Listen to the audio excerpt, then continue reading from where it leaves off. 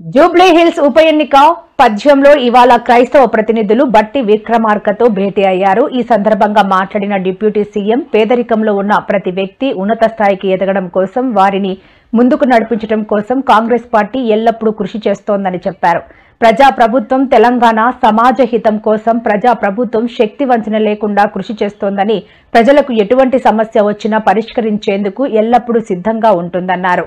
అభివృద్ధి కోసం కృషి చేస్తున్న ఈ ప్రజా ప్రభుత్వాన్ని అరచేతుల్లో పెట్టుకుని కాపాడుకోవాల్సిన బాధ్యత, కర్తవ్యం మీ అందరిపైన ఉందన్నారు.